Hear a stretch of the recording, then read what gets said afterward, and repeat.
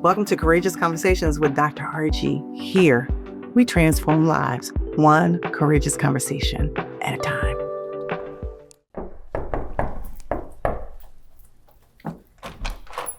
Ernest! Hello, how are you? Hi. I'm so glad you're here. Thank you. You look good. You smell good. Thank you. All right. So how was it getting over here? And we were running a little bit behind, so my apologies for Yeah, that. it's fine. How was it getting over here? Wasn't that bad. I'm coming from West. Oh, you come from West? Okay. Yes. All right. So, yeah, you know the area. Yeah, so West it's not is like best. you come. West is best.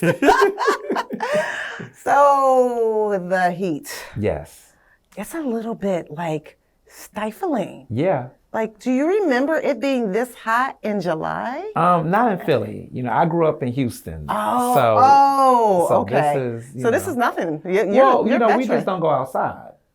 Oh, We don't go outside. The fact that people are like still out and trying to about? make things happen. So, outside, you don't do that. No. Listen, the one time I graduated, Ernest, I graduated with my doctorate in 2009, and I wanted to give my parents a birthday present. I mean, a thank you present. Oh, nice. And so I decided that we would go to Arizona, and in August. And I don't know why I chose that place in Phoenix August. is like the Phoenix of the sun, literally. Jesus, we got off out of the airport. We left out of the airport, and I was like, oh my God, what have I done? And to your point, it makes me think of this because we would like race out in the morning to get a dip in the pool when it was really like a little cool, and then go back in the house, right? Listen, Or in a hotel. And then when the sun down, then we would go back out again. And this is how everybody did it. Yeah. Nobody in the midday was just walking around, just chilling. No. And this is what I feel like You take is happening naps, in you Philly. hydrate, you do everything in the house. You do not have to go out. And the thing is, you would do everything. If you made a trip, you would get everything. Kind of like the way we would do our winters. And kind of how the East Coast do winters. I think you all do that pretty, you got that on lock. Yeah. You go one trip, One trip. you get everything. But all this back and forth in the summer, everybody's like, oh, we're going to go out here. No, Wait, one trip. No, one You trip. get back, air conditioned, that's relax. right. You staying. You drinking throughout the day. You're not waiting to be thirsty. I tell people all the time, do not wait to be thirsty to drink water and heat. Yeah. You need to be just routinely being hydrated. Because then there's not enough water that you can drink to hydrate yourself when you become dehydrated, right? Crazy. This is crazy time. Well, welcome to Courageous Conversations with Dr. Argie. I am happy that you're here. Thank you. This is here where we have courageous conversations and we transform lives. So let's get into it. Let's do it. So, all right. So, listen, award winner, right? Thank you. Journalist, congratulations. Congratulations on your book. Thank you for my copy Yes. here. The Case for Cancel Culture. Yeah. Right? So I want to hear all about that. I want to start off by, you said you hail from Houston. Yeah. How'd you get here? So I was born in Chicago and I grew up in Houston most of my life. And I came here for college. Oh, you came here for college. I've been here What for college did you go 16 to? years, University of Pennsylvania. Penn. Okay. Yeah. And okay. I came here at 18 years old and I've been here ever since. I'll be 35 in October. Wow. And Well, first of all, you look 15. You know that, right? Well, thank you. I try. You know, stay hydrated. Stay hydrated. But no, I mean, I've been here my entire adulthood, 16 years in Philly. Wow. So I am a Philadelphian. You are. I pay all my taxes here. Philly claim me. I don't think claim you. Some people don't even know sometimes. I think the accent sometimes, but some people will, other places they'll be like, "You from here?" I'm like, yeah, I'm here. Yeah, I'm here.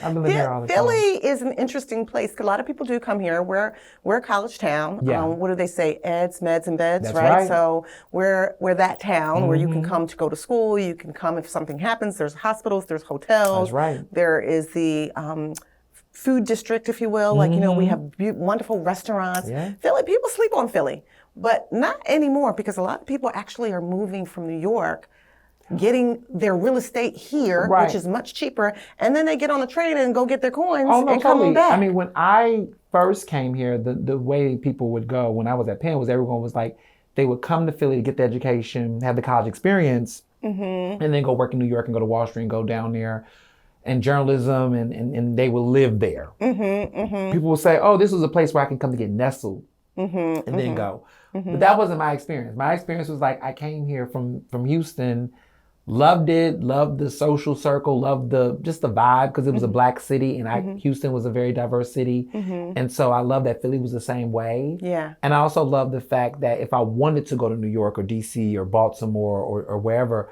I could do that without having to like relocate. And so I went to all these cities. I go to New York on a regular basis to go to Broadway shows. I love the Broadway shows there. But I couldn't imagine like living there like full time for me. Yeah. And also like DC's fun, or it was more fun, many years ago. But there's still some good restaurants there. Shout out to Doggone. Shout out to the restaurants there. And then Baltimore, I like Baltimore a lot, but too small, you know? Yeah. But I do enjoy Baltimore a lot. But it's They have that little Baltimore Harbor. And they have some good restaurants. I just went there for Juneteenth. But Philly just feels like home. And I love the fact that I can go to all these neighboring cities, but I still have this home base. And so this has been my experience for over 15 years, and I don't plan on leaving anytime soon. Yeah, well, we love you. We claim you. Thank you. We appreciate I'm happy y'all claim me here. We appreciate all that you've done here. So this journalism thing, you know, when I think about reporting, it has changed drastically over the years. People really did believe in reporting the truth. Yeah. And reporting what's happening in the experience of our communities and our people. There's something different in the atmosphere these days. Yeah. What did they say years ago? A couple years ago, alternative facts.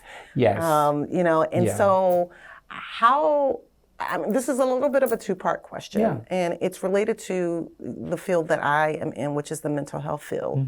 When I think about reporters, sometimes I've been in the media for years, Ernest, but I don't consider myself to be a reporter. I'm a therapist who happens to be in media, and I talk about relationships. Totally. But I often worry, to be honest with you, about people who, like yourself, who actually are journalists and you are reporting the news. What I worry about is your mental health, because you are actually seeing and absorbing so much trauma. It is your job, just like it's my job to listen to people, their problems and their highest moments and their darkest moments. It's your job to go into the fire, literally, into the burning flames, and to come out reporting. And you just see and absorb so much. That's so true. How do you manage that, your mental wellness in the midst of all of this? It took years. It took time. Oh, goodness. Like, you don't get that up front. They don't tell you that? No. Okay.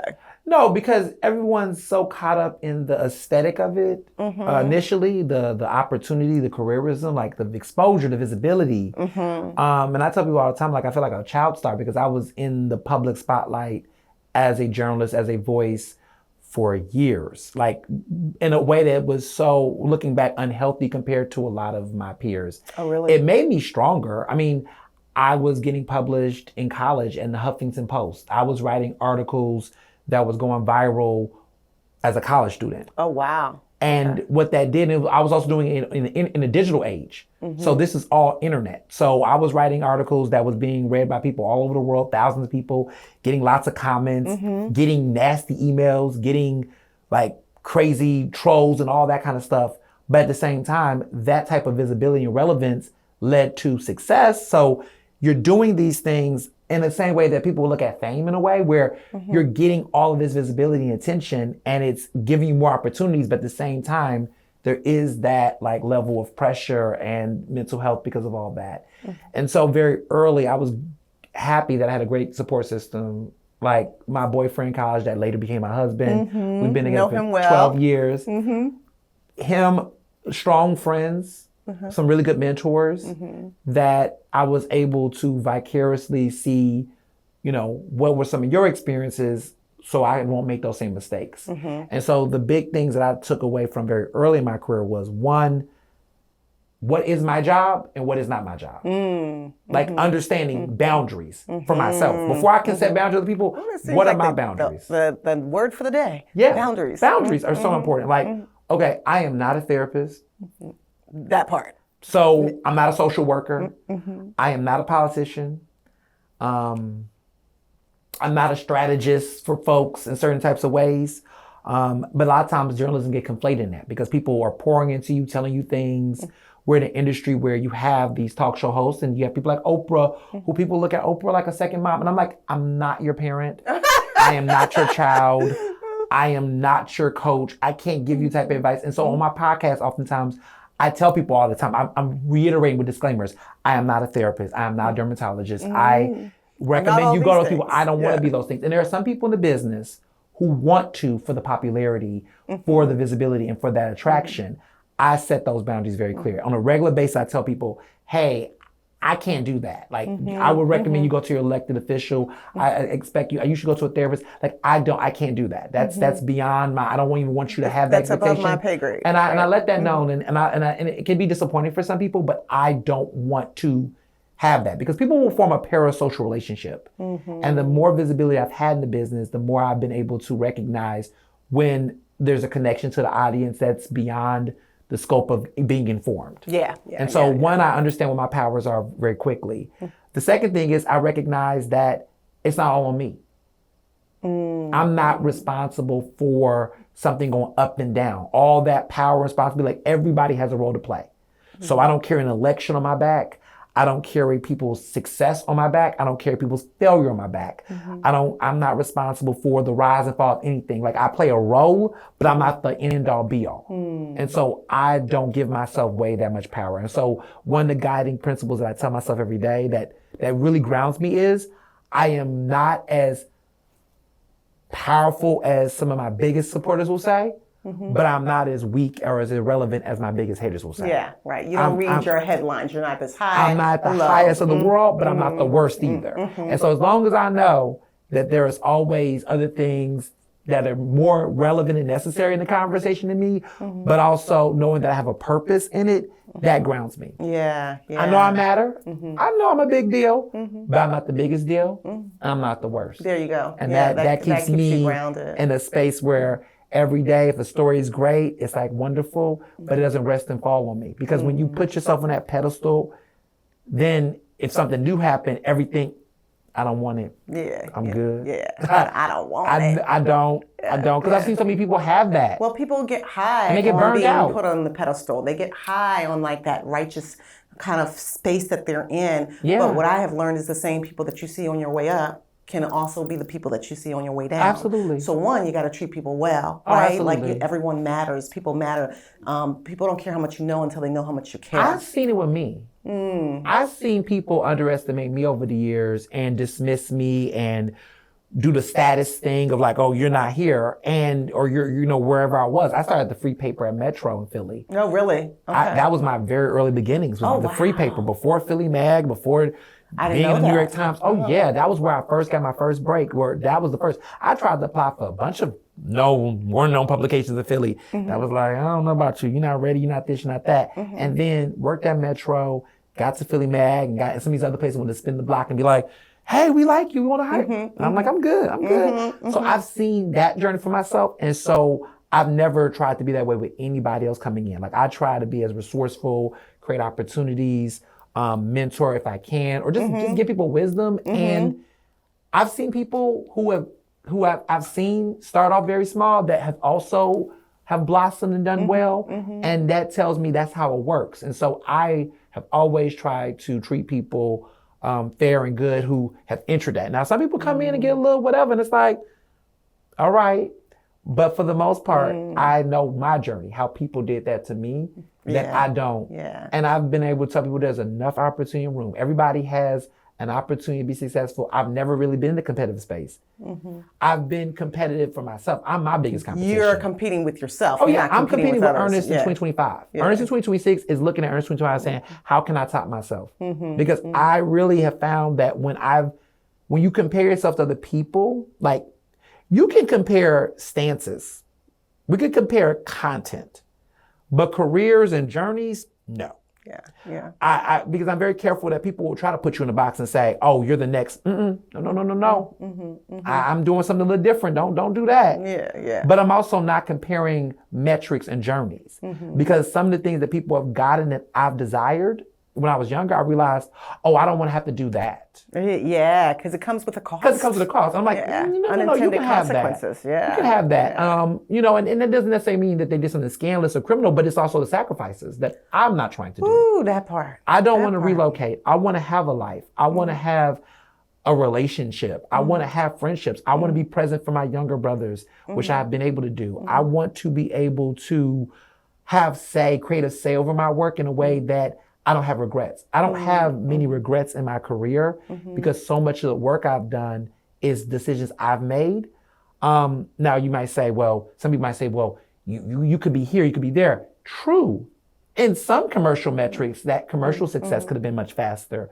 But when I look at the things that I chose over that, I love what I'm doing. I'm very happy with myself. And I think my longevity speaks to that.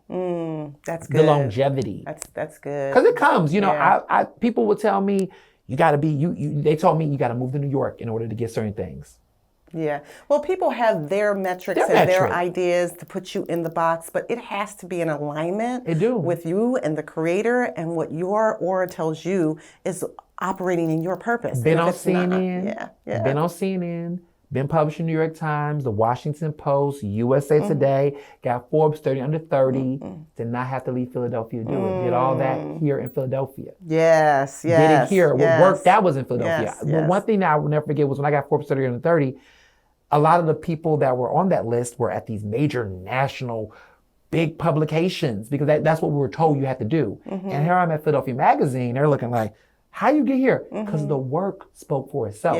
And so very early in my career, I realized as long as I am showing up and doing the work will go viral. The work will go where it needs to go. What is my best self? If I'm comparing myself to other folks, what's good, that's what they got to do to get that. And there's nothing wrong with that. But when you know your ability, then you know you can do whatever you need to do wherever you go. Yeah, I love that. I love that for you. Yeah. I want to shift gears for a moment. You know, you grew up, you said, born in Chicago, grew up in Austin. Houston, I'm sorry, Yeah. Houston. Distinguished, right? Oh, very much so. There's a distinction because in Philly, if I say Pittsburgh, right? Hold on now. Pittsburgh and Philly, two different things. Right, they good, you know, no shame. So what was life for you growing up, and how did those messages? Let me unpack this a little bit more. Totally. I believe that our family of origin impacts us earlier, more frequently, longer, more powerfully, and more profoundly than anything else. Yet, we often don't take the journey to understand where we've been to then make the connection of where we are and where we're going. So I want to take you back to family of origin and where you grew up. What kind of messages around relationship, around love, around long-term commitment did you hear, and how did that influence the relationship that you're in now? Oh my goodness. Yes. I think it do because I think of some of my friends and we just talk about relationships. I was like, with my husband who I'm with, you said 12 years, right? 12 years as a couple, yeah. We got together the day before Valentine's Day of my senior year. At Penn. At Penn. Okay. And did he go to Penn too? Yes. Okay. We met in college. We met at Penn. That's right. And that also connects with some things. But we've been together for 12 years. This October will be our 5-year wedding anniversary. We got married in 2021. Okay. Yeah. 4 days after my 30th birthday. Wow. So I kept my 30s off the market. But I've been most of my 20s. I was 22 in the relationship. Yeah, so but what the things I learned was several things when I was younger. One was that you should be married with somebody because you want to be. That you should actually have a profound interest in the person you're dating.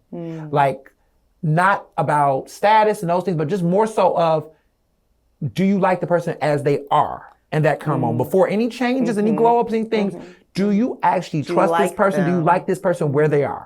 Like, we're not dating potential. We're not dating, you know, if this is this and this is this. If I change, if I tweak it. Do you like this person as they are? And are you, and if the world stopped, do you like them? Are you comfortable with who they are, the person they are now?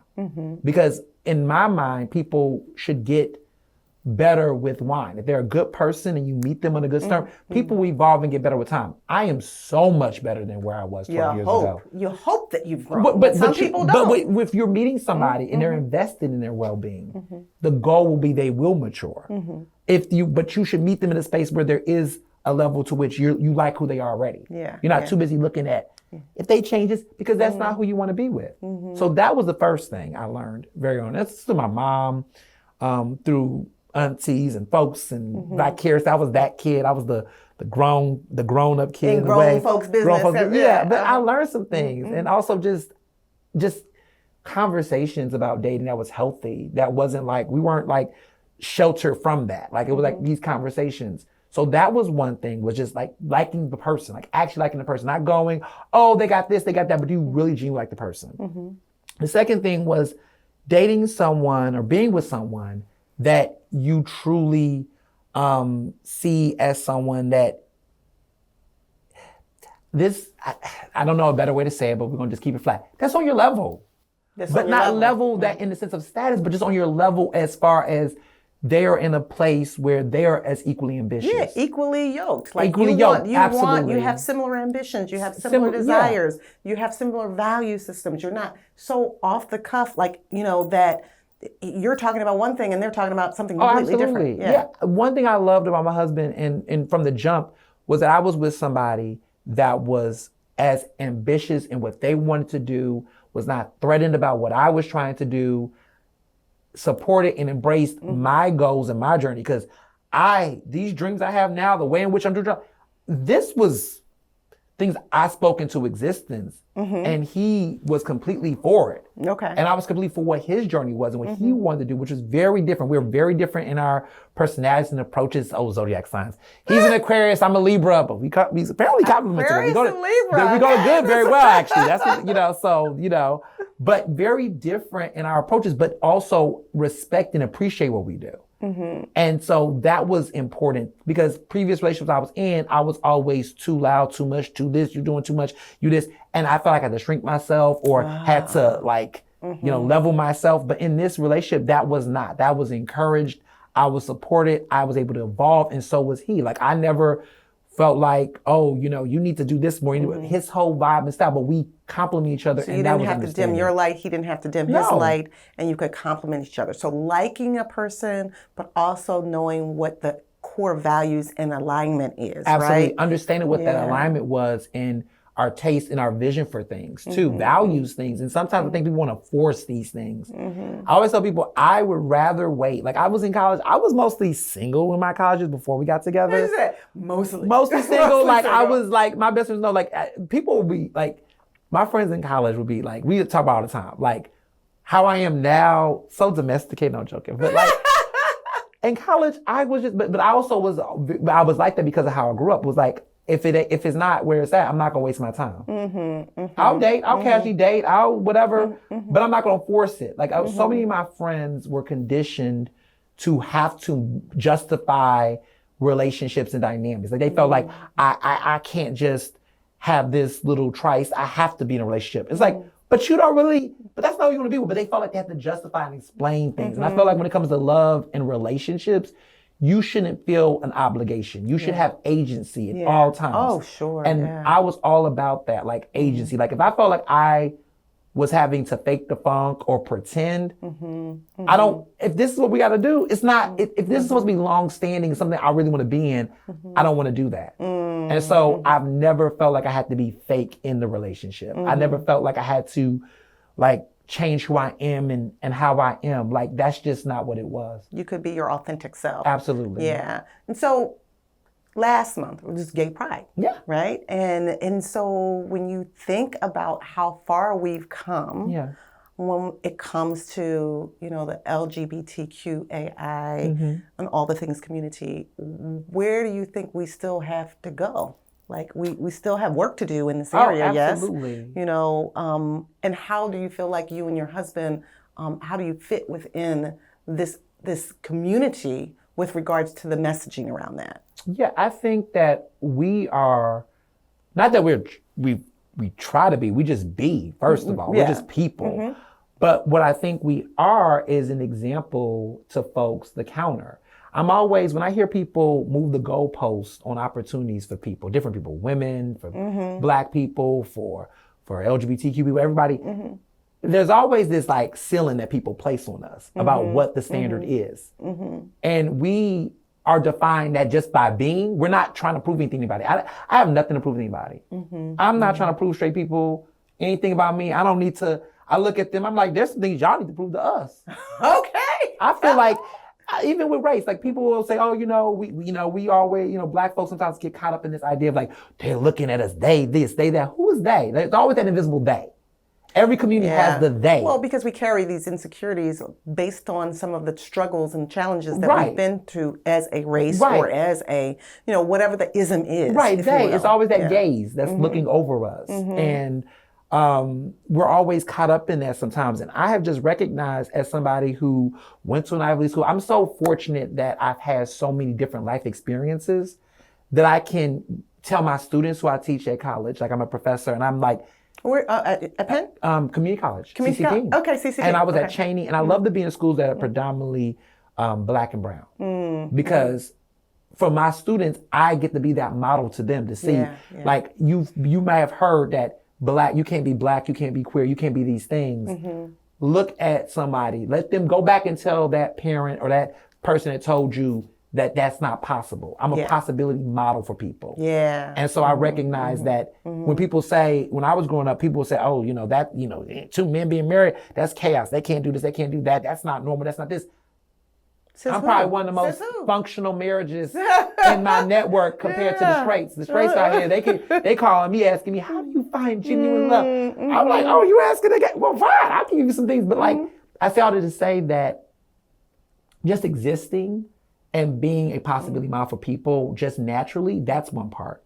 But the other important part, the lack to go, is to stop perpetuating unfounded information. Like, there's so many tropes that we continue to adopt around things and we don't explore those things. And we're consistently seeing counters to that. All these narratives, this is going to influence. I tell people, there's a whole idea of like, oh, we have to change our media. We can't have these same-sex couples on TV. It's going to change. Because I said, well, I grew up seeing mostly straight couples on TV and still do. Yeah, still do. Still do. Right. And it hasn't made me it has not made me straight. And I said, well, if it could be that way, then just turn the channel and snap it back. But we're in such a different community. We are in a different world. Different world now. We've been countered before there weren't Black people on TV, right? Right. And we've been told this. And the more and more my mindset is, now what?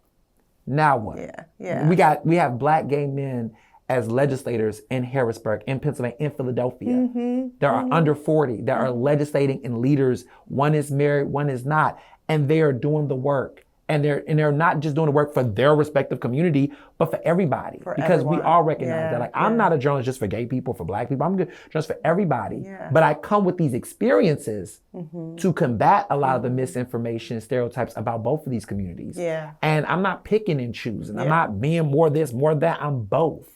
And I can make a difference. Like, you hold multitudes. You're a Black woman. You're not separating your racial identity from your gender identity. Absolutely not. You got both. And that matters. And I think we have they, whoever they is.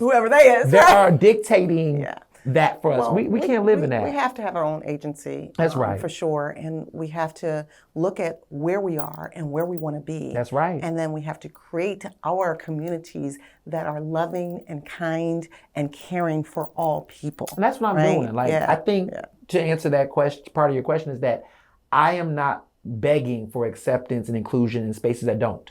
I am investing in spaces that are doing that for me.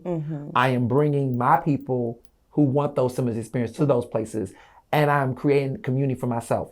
One example of this, I have a group, a boy band per se. We call it the Lip Brothers. The Lip Brothers? The Lip Brothers. Okay. And we got a calendar. We got a lot of stuff. This is Jamarcus, George. Is that your best friend? And Josh. His birthday's on 4th of July, but we celebrate 4th of Jamarcus. But it's like, it's the four of us. And this came about because Jamarcus and I have been childhood best friends since Texas. Like, he came from Houston, we came to Philly, so everything. But the other two are from the area, from Philly. And I was going to a lot of media events, and I was like the only Black man there, the only Black gay man there, one only few. And I got tired of that. And I would go to these events, and it was always this thing, and everyone would just be like, oh, it's this privilege to be there. I'm like, I've never been someone that liked to be the only one. I don't like that. what's up? How do you kick the door open and make sure that there's more room for space for so everyone? You can bring a plus one, my best friend. I would go to some of these media events, and I found another black guy, like, we should all go out together. Then another friend, and we all linked up. And we all just were in this space, but we made a point that every time these media events would happen, all four of us go. We would never be in a situation where we'd be the only one. Gotcha. Four as a company. You can have they say three as a company. We're fortunate with four. Right. So we always got each other's back. We're always present. So no one would feel isolated or feel weird. And that was what it did. And so the more that happened, people saw that. It was like, oh, I didn't know you could do that. Well, did you ever think to do it? Did you ever ask that question?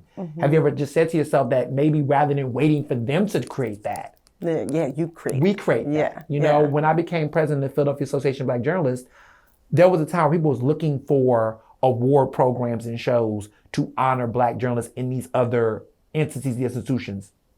I said, why don't we create these awards? We had one. Let's create another one. So now we do 2 award programs that honor not only just Black journalists, but Black media professionals. We're creating the space to celebrate each other to the point that now I'm seeing people that we honor get honored by other places because now they're seeing them. Oh, that's nice. That's good. And that's what I'm saying. We can wait for someone to honor one of us, or we can invest in creating programs that celebrate each other on a regular basis and make this the benchmark to what people aspire. So now I'm seeing a generation of Black interns and young people say, I want a PABJ award. I want to be honored because we've done it and we've kept it going. That's the standard. So I'm no longer in the space of like begging and demanding these institutions to see us and do that. While they do matter and we should still hold them accountable, we should also be invested that in the meantime, while they figure that out, that doesn't mean we wait. We can use our resources and our clout to support each other. And that's what I've been doing. Yeah. I love that. When you think about, I guess, something in your life that you held on tightly to, that you needed to let go of. Because I believe that sometimes we hold on to the things that we need to let go of. And things we let go of, we need to hold on to. What's that thing that you came to the realization, this has got to go?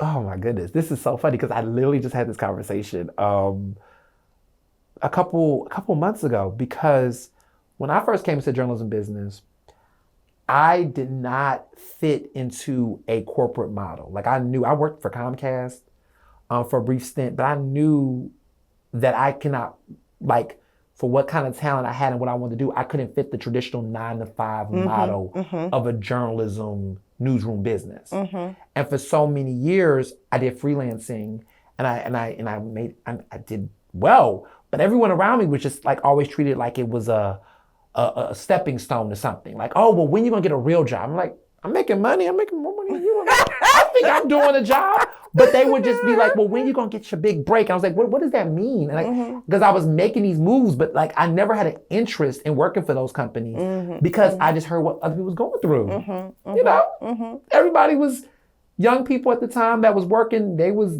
getting exploited. And I was like, I don't want to deal with that, or they'll get burned out and then it would change careers. So I saw so many of my peers that was in the industry, they would work at some big company, get this nice check, and they were publicly taking pictures with celebrities and having the best time of their life, but privately, they were suffering in silence. And I would be like, I would be like, hey, maybe I should apply. They're like, don't come here, don't work here.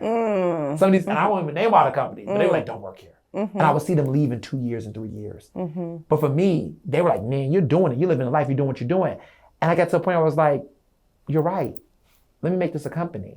And then Ernest Media Empire, something I had always was saying in conversations, even when I was in college, about maybe 10 years ago, I started LLC, created a business, and then I was doing contracts with media companies, and it expanded my portfolio to public speaking, communications, media production, all this different stuff. And I realized what I am doing is my job. This is the business.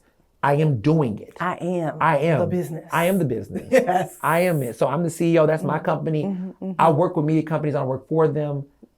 I've created a business that works for me. And so for me, I let go of this idea because it was what everyone was telling me, even though what I was feeling and what was being told to me was not matching. Like I felt good. I felt complete, but I was being told by other people, you need to do this, you need to do that. And so once I channeled that out and created my own business, then at that point, That's what it is. I work for myself. I have my own business. I am successful. I work with companies. I have contracts. I produce. I'm creating my own things, and I feel good, and that is the career. As Jay-Z said, I'm a business man. Yeah. Right? Like you are a business. Yeah. And so you let go of the idea that people were trying to project upon you that somehow you weren't This where wasn't you needed enough. to be. I It need wasn't to enough. work I think for that's this the message. person. Like, are you enough? Right. Right. Like I need to work to get this validation. Yeah. But I was like, what do you mean? I have done all those things. I've worked with these places. I've been published at these places. What do you mean? And I realized that it was so many people that my own ambition made them uncomfortable. Ooh. My ambition has made other people uncomfortable. Yeah. Their goalposts and standards around benchmarks for me were not benchmarks for myself. So much of those things are projected on me by other people who were using me as a metric for their own ability to fly. Ooh. People have used me, and some people have, like, they'll look at what I'm doing and go, well, that didn't work, so that's why I'm here where I'm at. It's like, why is my successes, my failures, my success is what needs to validate what you decide to do. Even though you weren't in competition with them, they were in competition with you, right? Oddly. And then also having maybe some imposter syndrome themselves. Oh, absolutely. And then looking at, well, where is he? Where is Ernest? And that's a benchmark for where I need to be or not. And they needed that to give them credence on why they need to stay where they are, stay where they not are. Yeah. When I had certain circumstances, I took risks in certain ways throughout my career. They were measuring that. And I was just like, well, what I'm doing is working for me. My circumstances are different. Look, I will be very clear. There are some people that are fellow millennials like myself. They're not married. I'm married. I was with someone who had benefits. I can take risks because I was on health benefits of my husband who worked for the city at a point in time. Now he's an entrepreneur, works for himself. But at the time, I could get on his benefits. And so that meant that allowed me a level of freedom and affordability that I could do certain things. But I created a certain life that allowed me to have a financial net to do those things. So my circumstance is different. If you're somebody that's single, you got certain needs of insurance, I'm not telling you do what I'm doing. I'm not even telling you that my thing is for everybody. I don't think everybody should do what I do because I don't think a lot of people that I know does not have the level of resistance that I have. They can't take rejection. They can't take rejection. Yeah. They can't take criticism in a certain ways. I mean, they get one bad comment in an article, they're going to internalize it. Me, I'm getting threats and insults and praise and all kinds of things on a regular basis. And because I have been built for tough, Built for tough, right? I'm able to go, I don't care. Some people are like, how do you deal with that? You don't internalize it. I don't internalize it. I know what it is. Everybody got a job to do. The haters got to hate. The supporters got to support. The learners, I know everybody got a job. And I get it. Get your money. As long as it's civil, we got to, no violence, right? Right. But I get it. Like, I know that when I go out and I take a stance, do a podcast episode, write something, write this book, I am already prepared that there is going to be people that's not going to like it. I know that. I knew that. There's going to be people that's going to like it. There's going to be people that's going to love it, appreciate it, and do it. And you have to live. Like, I think there's some people that like to be insulated from that. And that's fine. But one of the best pieces of advice that I got from two people, Ariana Huffington, who I got a chance to meet, who gave me my first big national break as a writer for Huffington Post. She said, have permeable skin. Permeable skin? Permeable skin. Like, basically, don't have tough skin, have permeable skin. And what that meant was that a lot of people in life always have tough skin. Where they always say, oh, I have to have thick skin. You need to be able to permeate it. Permeable skin meant that if you tough skin will protect you from bad things, right? But you know what also protects you from? Good things. Yeah. Tough skin protects you from everything. Yeah. It don't just protect you from bad things, protect you from good things. Permeable skin means that you have a homeostasis in life. Good things are coming in and you're receiving them. Yeah. But sometimes some tough things, some bad things come. But there's a balance in life where there's always that medium. You're beyond that you're getting a homeostasis. Yeah. And the Libra in me wants a balance, right? So every day there are challenges where there are some things that's like, oh, that's annoying, that's bad. Yeah. But there's also some great things that are happening. And that keeps me grounded where I'm like, I have something to look forward to, and there's some things that's going to disappoint me. Yeah. But that's I'm the balance always of life, right? having that. That's and a so cycle of permeable life. skin was what I need to have in this business. Okay. Oprah gave me good advice the same way, just was always saying that whatever decision, be accountable to decisions you make in life. Too many people in life are oftentimes, when a decision they make, they're blaming somebody else. She takes accountability for the choices in her life. And that's something for me. Anything I do, I'm never going to blame someone else for it because I have to own my decisions. You have to be accountable for your own decisions. You know, so listen, if you like this content, keep watching Courageous Conversations. Connect with Dr. Argie. Follow, like, share. We're having some great conversations right now. We're having a great conversation with Ernest Owens. I mean, he's the bomb, right? You really are. I appreciate that. We got this book, The Case for Cancel Culture. Yes. And so I have my signed copy. I'm so excited about it. Listen, Ernest, this has been a phenomenal conversation. We do one thing. We actually, at the end of our conversations, we have our guests to write an anchor word, something that you've talked about in this conversation, and then also write a promise to the next person that sits in your seat. So this is your message from the last person. I want you to read it, and then I want you to write down your anchor word and your promise to the next person. So the anchor word is boundaries. It's a theme. And they said, be kind to yourself at all times. That's good. So you get to take that with you. Okay. And you get to write a little message, an anchor word, and a promise to the next person.